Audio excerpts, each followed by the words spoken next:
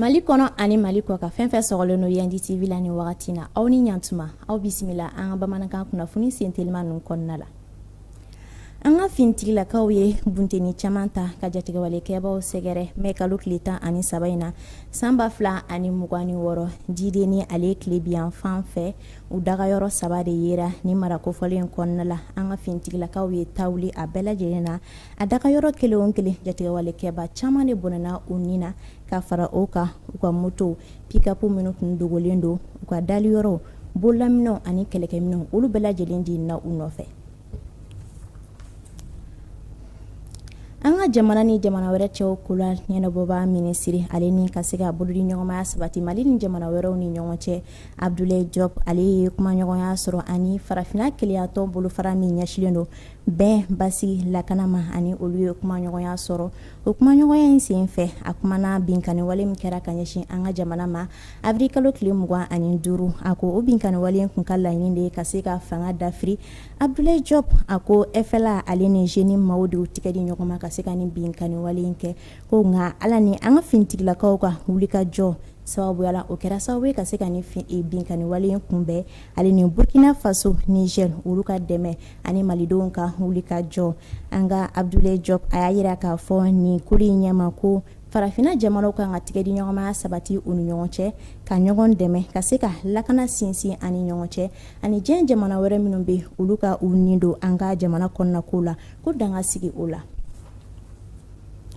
An ka aéroport ɲɛmaaba ale bɛ maaw ladɔnniya k'a fɔ ko sira dɔw bɛ minnu bɛ taa aéroport la ko o tani ka segin balilen don maaw ma fɔlɔ wagati damadɔ kɔnɔna la. O sira in ye falajɛ sira n'o bɛ daminɛ rond-point Umaru la fo ka taa se aéroport ma n'o tɛmɛna ka bɔ yen Kalabankura sira in n'o bɛ daminɛ Monument de Bienvenue na fo ka taa se aéroport ma ko o sira in yamaruyali o bolili yamaruyalen don dɔrɔn aéroport baarakɛlaw ani maa minnu bɛna taga taama la n'o olu bɛ taa aéroport la ani maa minnu bɛ yen nɔ n'o olu ka baara yɔrɔ bɛ aéroport yɔrɔ in na ko yɔrɔ in taama yamaruyalen don olu dɔrɔn de ma wagati damadɔ kɔnɔna la.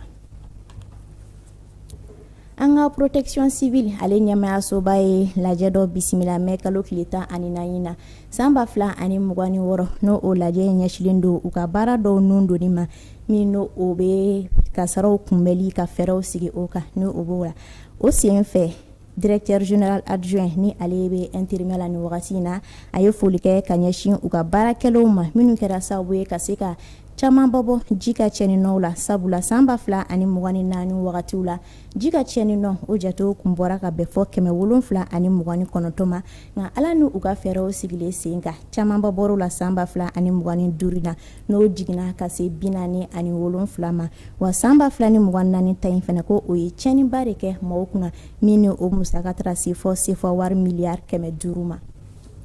Ninnu ne tun ye an ka bi kunnafoni sentelimaw ye an sera ka minnu fara ɲɔgɔn kan ka lase aw ma ni wagati na Yandi TV sanfɛ an b'a fɔ aw ye ko aw k'an bɛn waati wɛrɛ kunnafoni sentelima wɛrɛw kɛnɛ kan.